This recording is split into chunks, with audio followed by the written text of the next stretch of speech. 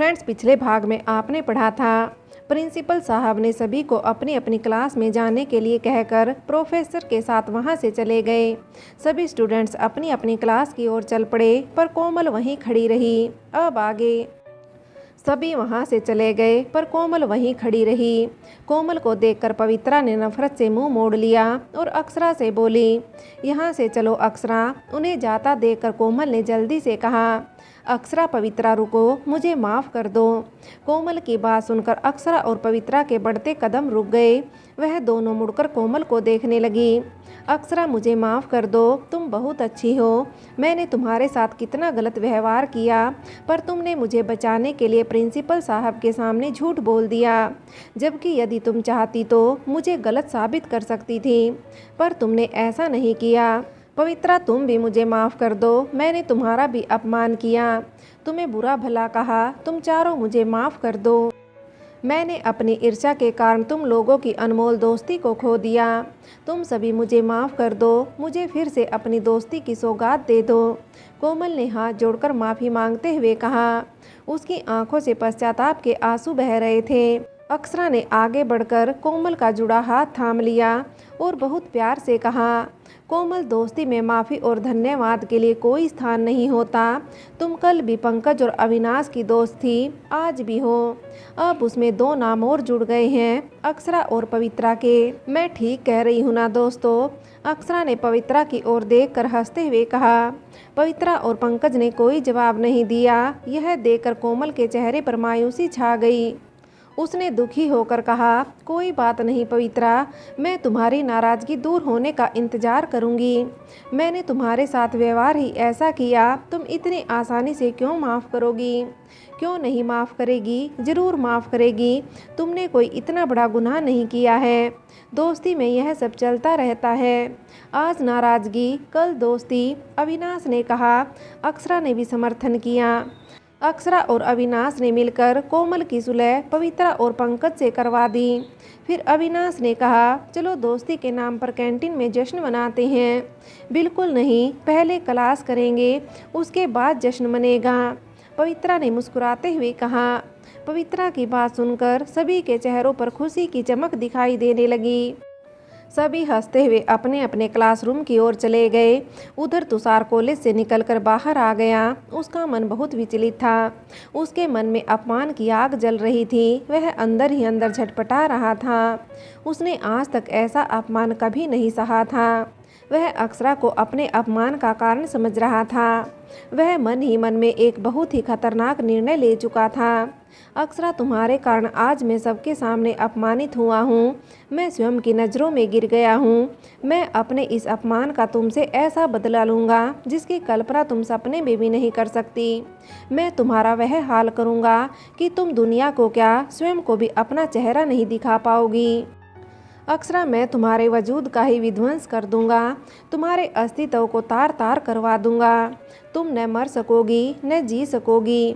तुम्हारा वह हाल करूंगा, उसके बारे में तुम सोच भी नहीं सकती। तुमने मेरा अपमान करवाया है, मैं तुम्हारी स्त्री मर्यादा को ही अपमानित करवा दूंगा।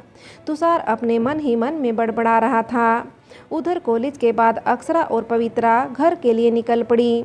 पवित्रा ने रास्ते में अक्षरा से कहा, अक्षरा, आज तुषार ने जो किया है वह तुम अपने पापा से बता देना, उनसे छुपाना नहीं।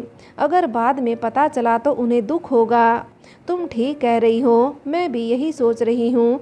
मैंने शुरू में अपनी माँ के अत्याचारों को पापा से छुपाया, जिसका परिणाम यह हुआ कि माँ मेरे लिए और भी उग्र होती गई।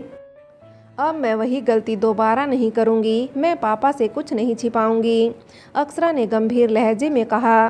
घर पहुंचकर अक्षरा ने गंभीर मुद्रा में चमेली से कहा, चमेली, जैसे ही पापा घर आए उन्हें मेरे कमरे में भेज देना। मैं अपने कमरे में जा रही हूँ, मेरी चाय वहीं लेकर आओ। इतना कहकर अक्षरा कमरे में चली गई। अक्षरा के गंभीर रूप को देखकर चमेली को कुछ आश्चर्य हुआ, पर जानकी जी के चेहरे की मुस्कान गायब हो गई। वह सोचने लगी कि ऐसा क्या हुआ है जो हमेशा सहज और शांत रहने वाली लड़की इतनी गंभीर कैसे हो गई। थोड़ी देर बाद चमेली चाय लेकर अक्षरा के पास आई। चमेली ने अक्षरा को चाय देते हुए कहा, दीदी अगर आप बुरा न माने तो मैं आपसे एक बात पूछूं? पूछो, क्या पूछना चाहती हो चमेली? अक्षरा ने शांत भाव से पूछा। दीदी आज आप इतनी गंभीर क्यों हैं और आप मालिक से तुरंत क्यों मिलना चाहती हैं? चमेली, मुझे पापा से तुषार के विषय में बात करनी है। जानती हो वह मेरा पीछा करते हुए कॉलेज तक पहुंच गया था। अक्षरा ने गंभीर लहजे में जवाब दिया। दीदी वह नीच व्यक्ति कुछ भी कर सकता है, आप उससे दूर ही रहिए। चमेली ने नफरत भरी आवाज़ में कहा। अक्षरा, यह मैं क्या सुन रहा हूँ? क्या तुषार तुम्हें परेशान करने कॉलेज भी पहुँच गया? गौतम जी ने आश्चर्यचकित होकर अक्षरा से पूछा। वह अक्षरा के कमरे के दरवाजे पर खड़े थे। उन्होंने अक्षरा की बात सुन ली थी। हाँ पापा, वह कॉलेज में मुझे बदनाम कर रहा है। वह वहाँ कहता फिरता है कि मैंने पैसे के लिए उससे सगाई तोड़ दी। वह मेरा बचपन का मंगेतर है। अक्षरा ने अपने पिता को बताया। उस दुष्ट को उसकी दुष्टता का दंड देना ही पड़ेगा। मैं कल ही पुलिस में उसके खिलाफ रिपोर्ट दर्ज करवाऊंगा।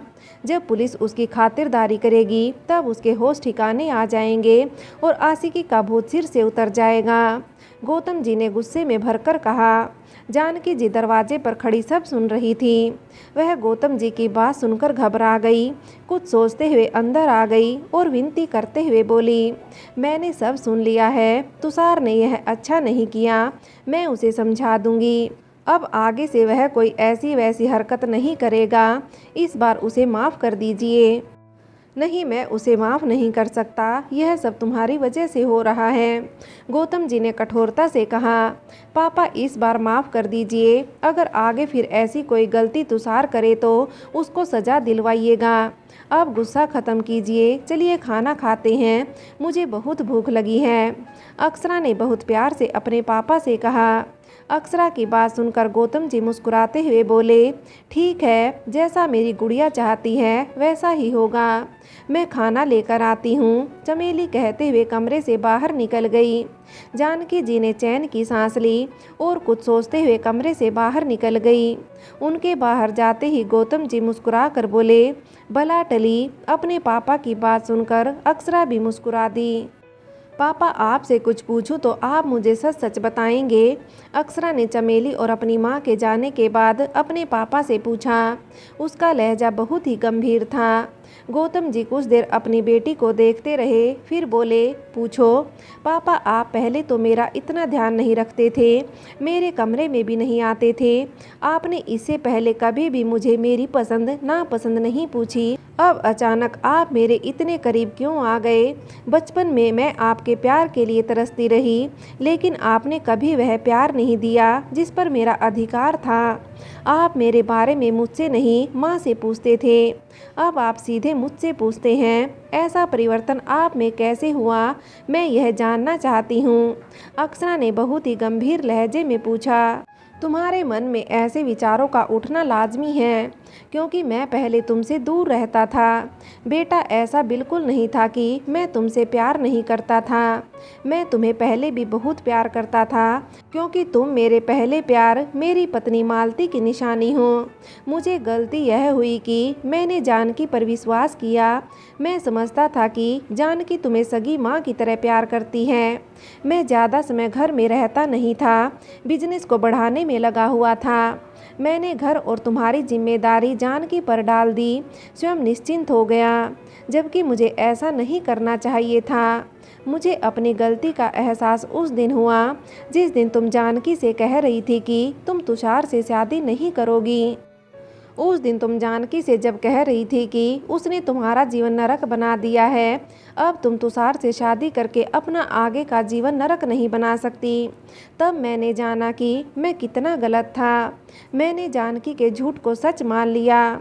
उस दिन मैं तुम्हारी माँ की नज़रों में शर्मिंदा हो गया। उसी क्षण मैंने फैसला किया कि मैं अब तुम्हें अपने पास रखूँगा। उसके बाद तुषार और तुम्हारी माँ की बातचीत ने रही सही कसर पूरी कर दी। मैं समझ गया कि जानकी अपने स्वार्थ के लिए तुम्हारी शादी तुषार से करवाना चाहती है। यही कारण है बेटा, अब मैं अपनी गलतियों को समझ गया हूँ, इसलिए मैं तुम्हारे साथ ज़्यादा से ज़्यादा समय व्यतीत करना चाहता हूँ। अब मैं तुम्हें वह प्यार देना चाहता हूँ जो तुम्हें पहले नहीं मिला, गौतम जी ने भावुक होते हुए कहा। अक्षरा भी अपने पिता की बात सुनकर भावुक हो उठी। तभी चमेली खाना लेकर आ गई। गौतम जी अक्षरा के साथ बैठकर खाना खाने लगे। वह दोनों खाते समय बातें भी करते जा रहे थे। खाना खाने के बाद गौतम जी ने अक्षरा को शुभ रात्रि कहा और कमरे से बाहर चले गए। अक्षरा को अभी नींद आ रही थी। उसने धीमे स्वर में संगीत बजा दिया। कमरे में एक प्रेम गीत बजने लगा। अक्षरा संगीत में खोती चली गई। उसकी आंखों के आगे अविनाश का चेहरा नाचने लगा। तभी कमरे में चमेली आ गई। चमेली को देखकर अक्षरा ने चौंकते हुए पूछा, चमेली तू यहाँ अभी तक सोई नहीं? दीदी मेरे मन को एक बात बार बार परेशान कर रही है, वह बात मैं आपसे कहना चाहती हूँ। चमेली ने गंभीर होते हुए कहा। वह कौन सी बात है जो तुम्हें परेशान कर रही है? अक्षरा ने हंसते हुए पूछा। दीदी यह हंसने की बात नहीं है, मैं जो कहने जा रही हूँ उस बात पर आप जरा गौर कीजिए।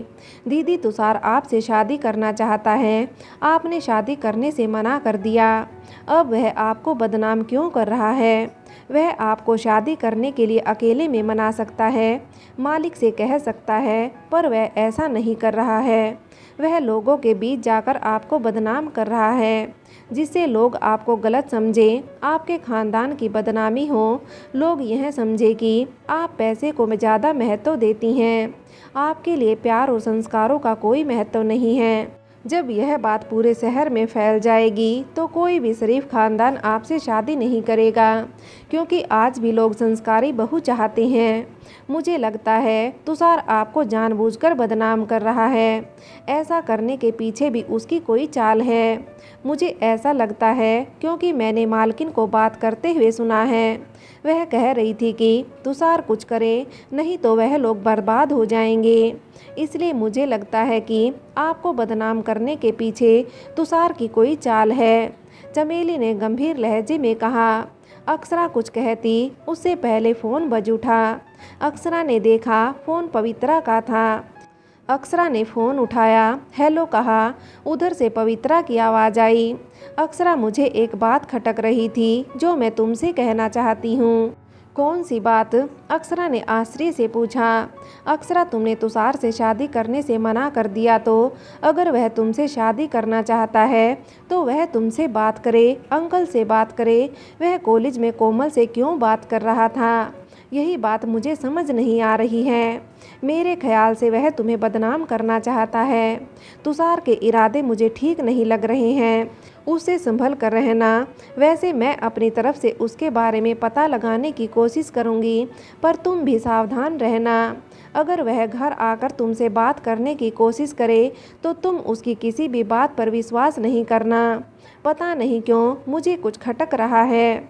पवित्रा ने गंभीर लहजे में अपने मन की बात बताई। उसके बाद फ़ोन कट गया।